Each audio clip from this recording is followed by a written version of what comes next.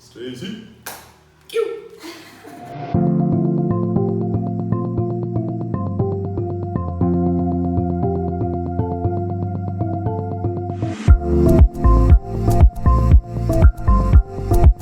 E aí pessoal, tudo bem? Finalmente, mais um vídeo aí pra vocês. E bem, então pra quem chegou aqui e não me conhece, meu nome é Daniel Oliveira, tenho 34 anos, sou de Brasília, morei em Natal, morei em Dublin e há 5 anos eu viajo pelo mundo, né? Visitei 69 países até o momento e fiz bastante trabalho voluntário. Meu período na Irlanda foram 5 anos e meio de intercâmbio, né? Com experiências profissionais também. Então esse é um resuminho, né? Só pra vocês entenderem um pouco quem eu sou. E estamos aqui na Tailândia, em Koh Samui. Tô aqui com a Laís. Meu nome é Laís, gente, tenho 28 anos, sou do Rio de Janeiro. Não tenho nem metade da experiência do Daniel, mas já viajei para alguns países. Viajei, meu primeiro intercâmbio foi na Romênia, então eu morei na Romênia assim, por 1 mês e meio. Depois caí de paraquedas na China e acabei ficando... Era para ficar na China 3 meses, acabei ficando 3 anos na China, em Pequim, morei em Pequim 3 anos. E agora eu tô aqui na Tailândia, já vai fazer 1 ano. E eu tive a chance de conhecer um pouquinho mais a Laís e falei, pô, vamos trazer um pouco de informação, né, sobre a sua história, sobre um pouco da minha história também, das nossas experiências. E quem sabe a gente incentiva as pessoas, né, que estão em casa a sair um pouco da zona de conforto, quem achar que está na zona de conforto, e a gente dá os próximos passos. Bem, nós temos aqui algumas perguntas, nós abrimos uma caixa, eu abri no meu Instagram, a Laís abriu no dela, e nós abrimos para que vocês fizessem perguntas pra gente. Nós vamos responder agora, vamos direto ao ponto então. Isso aí. E vamos lá. É uma pergunta que fazem com frequência, né, quando sabem que eu viajei um pouco. E é muito difícil porque quando você viaja para continentes tipo África, e aí você vai para Europa, você vai para Ásia, tudo é diferente. O meu país favorito é a Rússia, né? Eu tive a oportunidade de passar 7 meses explorando o país, né? É o maior país do mundo, então tem muita coisa diferente, tem muita coisa interessante, tem muitos idiomas, tem muitas religiões. Então a Rússia é o meu país favorito e Vladivostok é a minha cidade favorita no mundo. É um país que eu tive bastante conexão, gosto bastante, né? Mas Iraque é bem diferente, é um país que eu passei 4 meses, gosto bastante. Kurdistão iraquiano, né? Índia é muito diferente, né? E eu gosto bastante, então seria, vamos dizer, esses países. Nepal, um país que eu já passei bastante tempo também. Então Rússia, Iraque, Índia e Nepal. Na minha vida, assim, tudo meio que foi caindo de paraquedas, assim. Eu sou do tipo da pessoa que vamos ali fazer não sei o que, eu vou. Então, a oportunidade que aparece, eu tô pegando. Então, pra mim, o que aconteceu foi, eu já tava querendo fazer um intercâmbio, já tinha muito tempo. E pra mim, o período que eu me formei na faculdade e eu não tinha um emprego, né? Eu falei, bom, acho que agora é o momento de eu realmente fazer um intercâmbio. E aí, eu fui assistir uma palestra da IESEC, assim, meio que sem compromisso nenhum. E eu vi que eles tinham muitas oportunidades de trabalho voluntário muito legais, assim. E como eu queria juntar, no meu caso, né, eu queria juntar o trabalho voluntário com uma coisa que eu gostava de fazer, eu sou formada em jornalismo, então surgiu essa oportunidade de ir para a Romênia para documentar a Romênia e fazer vídeos, fazer posts em blogs, para promover o turismo no país, já que é um país que quase ninguém conhece, né? Inclusive, quando eu fui para lá, muitos dos meus amigos falavam, tipo, o que você vai fazer na Romênia? Tipo, mal sabe onde é a Romênia, sabe? Então, foi mais ou menos isso e, com certeza, assim, mudou minha vida. Eu falo muito que o intercâmbio mudou a minha vida porque eu acho que qualquer experiência que você tem no exterior, mesmo que você vá para visitar, já é um contato com uma cultura completamente diferente, com pessoas completamente diferentes. Então já muda muito o seu jeito de ver o mundo, sabe? Mas quando você vai e fica imerso na cultura daquele país, com certeza, assim, te torna uma pessoa muito mais tolerante, por exemplo, e me deu mais fome de mundo ainda do que eu já tinha, sabe? Tem muita coisa diferente da sua própria cultura e muito país, assim, que a gente não fazia ideia de quão incrível é e a gente chega e se apaixona. E foi o que aconteceu comigo na Romênia e o que aconteceu comigo na China e agora na Tailândia também. Eu me apaixono fácil dos países. E uma coisa que é interessante é que às vezes você está num país e aí você conhece alguém de uma cultura específica e ele começa a falar do país, das atrações turísticas, da cultura, e aí você já cria aquele desejo, né, de conhecer também. E esse é o tipo de coisa que você não consegue prever, né, as pessoas que você vai conhecer pelo caminho. Então, é o que eu falo que é estar aberto para as oportunidades, né? Por exemplo, quando você vai fazer uma caminhada, uma trilha, você não sabe quais são as outras trilhas que vão ter pelo caminho. Você pode falar, vou para a cachoeira, mas no caminho vai ter uma trilha que vai te levar para um rio, que te vai levar para um morro, que vai ter uma montanha, enfim. Então você tem que começar a caminhar, senão você vai saber, né? Você não vai ver o que tem no caminho. Sempre que eu tenho oportunidade, eu tento criar projetos, né? Tanto para que eu me envolva, porque eu gosto do resultado, eu gosto de fazer campanhas rápidas, onde a gente consegue engajar mais pessoas para executar algum tipo de benefício para alguém.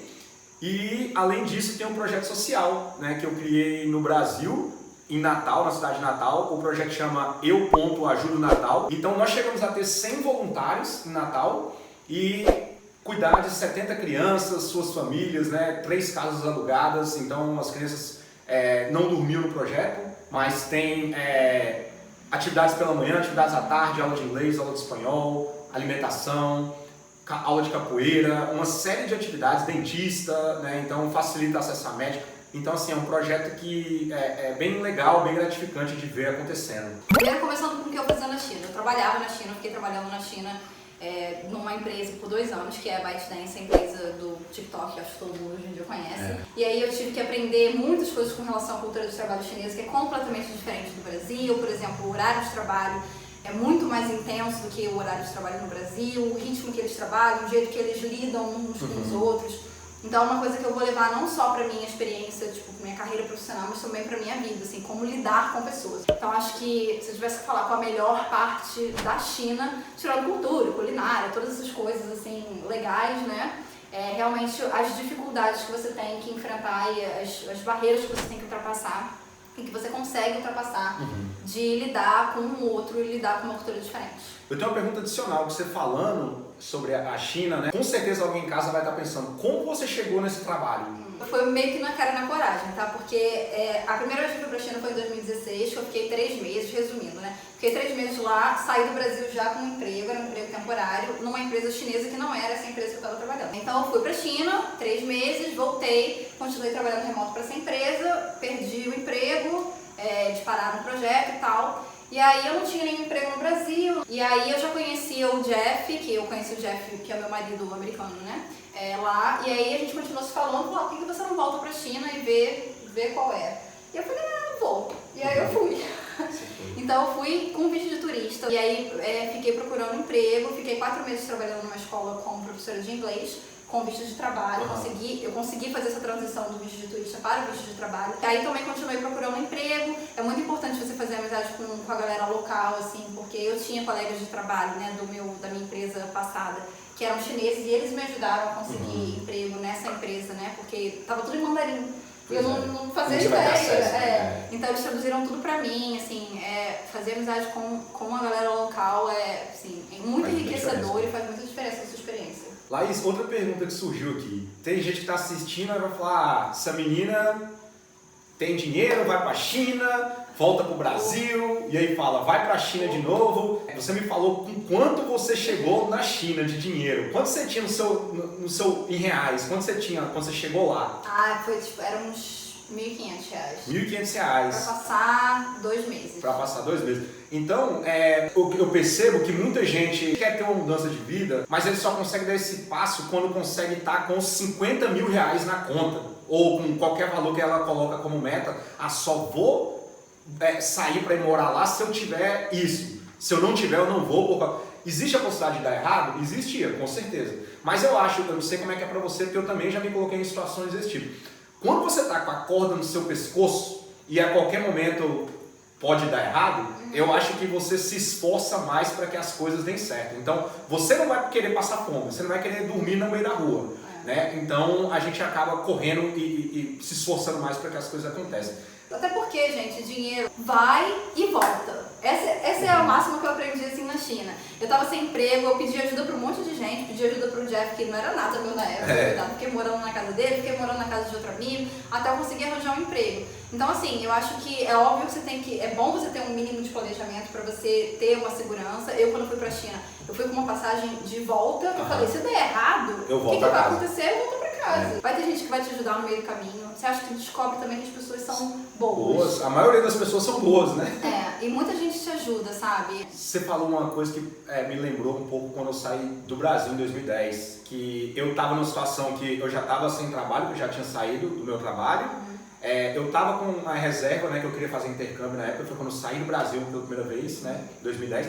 E eu pensei, eu tinha muito medo de ir para fora. Eu falei, caramba, e se eu for para fazer o intercâmbio e as coisas derem errado? E se minha cabeça começou a ir contra os meus objetivos. E aí, em um determinado momento, eu pensei, se eu for para lá estudar, que a escola já estava paga, eu tinha dinheiro para passar os 6 meses iniciais. Eu falei, se eu for para lá, aprendendo um pouco de inglês em 6 meses, conhecer pessoas, viajar o que der e tal, e não conseguir trabalho, mas é mais voltar para casa, eu volto para o mesmo lugar que eu estou agora, que é sem trabalho, entendeu? Então, tipo assim, às vezes eu falei, se tudo der errado, pelo menos eu vivi 6 meses de experiência e volto para casa e começo de exatamente aonde eu estou. Entendendo que essa é a classe média que eu estou inserido, existe uma série de privilégios, né, que eu entendo e reconheço, mas é a realidade que eu estou inserido e que eu poderia voltar, né? Então, eu acho que a gente tem que entender todo esse cenário, né, e não se limitar do que a gente quer e pode atingir, né? Eu acho que também existe uma mentalidade no brasileiro, que é uma coisa que eu percebi quando eu comecei a viajar, né? Que existem muitos trabalhos pra gente no Brasil que a gente vê com um certo demérito, sabe? Tipo, E aí quando você tá no exterior, você tá precisando de dinheiro, gente, não tem trabalho nenhum no mundo que não vou fazer isso porque, se eu fosse no Brasil. Então, assim, acho que às vezes a gente se coloca num lugar de você tá tão na sua zona de conforto que você não se permite fazer coisas que você acha que não vai gostar e, na verdade, no fim você acaba gostando, sabe? Um outro ponto também que eu acho que faz diferença é a gente tá inserido numa realidade no Brasil onde as pessoas que estão ao nosso redor, no nosso ciclo, a maioria, elas estão trabalhando eu estudei para isso, então eu trabalho nisso. Eu estudei para isso, eu estou nisso. Eu por algum motivo estou trabalhando nisso. Então as pessoas que você convive estão naquele meio. Quando você está fora, você percebe que tem médico trabalhando como garçom, não desmerecendo a profissão, mas é porque a gente tem um preconceito, né, em relação a eu não vou fazer isso. E quando você chega lá, você vê que as pessoas estão abertas a qualquer oportunidade. Então você fala, cara, eu não vou trabalhar disso, com essa posição por causa do meu preconceito, mas peraí. Aqui no meu meio tem 5 pessoas que fazem a mesma coisa e pagam seu salário, viajam todo mês, guardam dinheiro. Então você vai naturalmente quebrando, né, esses paradigmas e esses preconceitos. Eu faço trabalho de freelancer, então já falei aqui, né, dou aulas de inglês, eu faço edição de vídeo, que é o que eu mais gosto de fazer, então é a área que eu vou mais pro lado da edição de vídeo. E produzo conteúdo e faço tradução, o que aparecer, gente. Inclusive, para quem está vendo esse vídeo agora, né, foi a Laís que editou. E aí, quem tiver interesse, né, de fazer, já pode mandar uma mensagem para ela aqui, que ela faz. Bem, para mim, hoje, no decorrer da viagem, eu fui, como eu falei, eu comecei a viajar em 2015, comecei a buscar formas de ganhar dinheiro. Os primeiros 2 anos eu tinha reserva para isso, então eu não precisei trabalhar, mas eu sempre trabalhei com a venda de seguro viagem. Então, durante esse período, eu sempre estava fazendo a conexão de empresas de seguro viagem, empresas brasileiras e empresas internacionais com viajantes. Então, a pessoa cotava o seguro comigo, né, e eu fazia essa venda. E minha comissão é como se fosse uma agência de turismo mesmo, né, que vende o seguro. Então, por bastante tempo eu fiz isso. E em um determinado momento eu criei uma agência de turismo, né, onde eu levo brasileiros para viajar para diferentes partes do mundo. Então, essa agência de turismo é o que me possibilita hoje viver, ter uma vida normal, né? Antes eu me classificava como mochileiro viajando, hoje eu estou adotando um estilo de vida mesmo, né? Onde eu posso chegar num país, numa cidade, alugo uma casa, né? Tento levar uma vida normal, né? Esperando com que a próxima expedição, a próxima viagem aconteça. Quando a gente fala de trabalho voluntário, sempre a mim, sempre vem essa pergunta, mas você é voluntário, como é que você faz se você quiser, né? Igual essa pessoa perguntou, você quer comer uma pizza? Então, eu vou falar sobre a minha experiência, a experiência do trabalho internacional. A gente gasta para fazer o trabalho voluntário, pelo menos no meu caso, né? Você gasta com locomoção para chegar lá, você gasta alguns canais, por exemplo, sites como Workaway, Workpackers, Woof, entre outros, eles te dão alimentação e moradia. Mas você quer tomar uma cerveja à noite, você quer conhecer algum ponto turístico, alguma coisa, essas despesas você tem que ter o dinheiro, né? Então, eu particularmente gasto até bastante quando eu estou fazendo trabalho voluntário.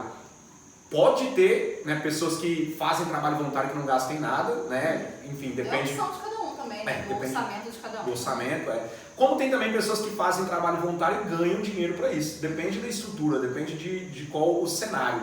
Né? Eu tento me proporcionar essa experiência e não me privar do social, né? Então, se eu posso sair para tomar uma cerveja, eu vou. Se eu posso sair com grupos voluntários, pós-voluntários, para fazer um trabalho externo, eu vou, né? Então, assim, você tem que ter condição para isso, caso seja esse o seu propósito. Eu acho que tem tanta opção de trabalho voluntário, gente. A minha experiência foi uma só de trabalho voluntário fora do Brasil, né?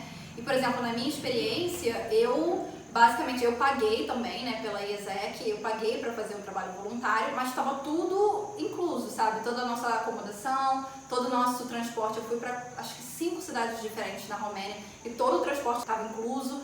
Então, acho que depende do que você quer fazer. Se você quer fazer uma coisa que você vai focar um pouco mais na sua carreira profissional, mas você também está ajudando de alguma maneira alguma organização, você também tem essa opção, né? Então, acho que tem que pesquisar e ver qual é o seu objetivo. Exatamente. Você já tiver a vontade de largar tudo e voltar para o Brasil? Como é viver longe? Já, muitas vezes. Mas assim, acho que depende muito do seu perfil, gente. Eu sou uma pessoa que eu sou muito apegada à minha família, eu sou muito apegada aos meus amigos. Eu acho que existe um romantismo, assim, na vida, no exterior, de que tudo é lindo, tudo é maravilhoso. E não é uma vida normal, só que você está morando fora do seu país. Então, às vezes, tem coisas até que fogem muito mais da sua zona de conforto do que você estivesse na sua casa, com seus pais ou com seus amigos. Pra mim, no começo, principalmente, eu acho que é muito mais difícil, não sei como é que foi pra você, mas pra mim, assim, quando eu fui pra China, nos primeiros 3, 4 meses, nossa, eu pensava em desistir todo dia. Chegava em casa, chorava, queria voltar pra casa. Mas eu acho que você tem que saber o seu próprio limite. Eu acredito que morar fora pra sempre, ou morar fora por um longo período de tempo, não é pra todo mundo. Mas eu acho que é uma coisa que você tem que se desafiar e ver se é pra você, entendeu? Se é uma coisa que tá nos seus planos, eu acho que o medo, você não pode deixar o medo te parar, sabe? Porque foi o que a gente já falou antes. O pior que pode acontecer é você voltar pra casa, vai estar tudo igual. Né? Literalmente. No meu caso, nunca tive esse negócio, quero voltar pra casa. Mas eu me deixei levar pela questão da minha família. Volta pra casa. Ou amigos, tá na hora de voltar pra casa. E eu percebo que é tipo assim, imagina, um amigo ele tá lá numa festa, alguma coisa, e aí por acaso a gente começa a sair, aí, pô, se esse amigo tem a lembrança da gente estar junto e tem saudade, ele vai falar assim, você devia voltar pra casa. Mas ele manda mensagem e ele volta pra beber, pra falar com os amigos. E você que tá do outro lado e recebe essa mensagem, você fica, caramba, é mesmo, vou voltar pra casa. E ele muda seu dia, que você fica pensando, eu tenho que voltar pra casa, pelo menos é assim. Então, em um determinado momento, eu tava quase 2 anos fazendo essa volta ao mundo, né, esse mochilão, e aí eu falei, vou voltar pra casa. E eu voltei pra casa e não foi como eu esperava. Mas assim, no meu caso, no meu perfil, eu entendi que o Brasil, o lugar que eu chamo de casa, é onde é que meus pais estão hoje, né? Então, é a minha casa. Mas assim, eu não me vejo morando lá. Eu me vejo explorando o mundo, eu me vejo ampliando o meu negócio, visitando novos destinos, fazendo conexão com empresas parceiras, né, e levando pessoas para ver essa experiência de viagem. Acho que você tem que saber o seu limite. Se você chegou no ponto e falou, não consigo mais, quero voltar para casa, pega e volta para casa. Acho que não tem problema nenhum de falar, eu falhei, sabe? Não, tipo, você percebeu que não é a vida que você quer. Eu percebi que essa é uma vida que eu quero. Exato. Então, acho que também não tem problema nenhum com isso. Eu sempre uso uma palavra que eu estudo bastante quando eu estou de volta ao Brasil, quando eu vou de férias, que você falou apego, né? E muita gente fala assim, Daniel, você é muito desapegado. E muito desapegado à sua família, muito desapegado ao Brasil. E na verdade, eu me vejo muito apegado ao meu estilo de vida. Entendeu? Eu sou muito apegado ao que eu amo fazer, eu sou muito apegado a conhecer novas pessoas e novas culturas, eu sou muito apegado a isso tudo que criou-se, né, que eu fui criando no decorrer desses 10 anos que eu estou fora do Brasil. Né? E paralelo a isso, eu sou muito apegado à minha família, só que nós entendemos que a gente consegue manter uma comunicação virtual. Então assim, a gente tem que ir criando esses caminhos, né, para que a gente consiga suprir também a necessidade dos nossos pais que estão em casa, né, que passaram quantos anos tendo a convivência dos filhos, né, da cria, né, dentro de casa, em um determinado momento ser boa, né, então nós como filhos temos também essa preocupação. E sempre que possível a gente volta para casa, né, esse ano passado eu passei 2 meses com os meus pais, né, então assim, acho que é isso, a gente tem que criar esses caminhos, né, para que a gente se sinta bem, né, e tendo certeza que estamos no caminho do que nos faz sermos felizes e também de entender a nossa família. Estamos aqui, né? Nossas perguntas, é isso. Pessoal, quem tiver qualquer dúvida em relação ao que foi falado aqui e a gente não respondeu, pode ficar à vontade, meu canal está aberto. Eu também. E aí a gente vai responder vocês com muito prazer. E sigam aí a Laís, vai estar viajando aí, tá num novo processo, né? Tá indo agora para os Estados Unidos. E é isso, pessoal. Valeu. Tchau, tchau, gente. Grande abraço. Valeu.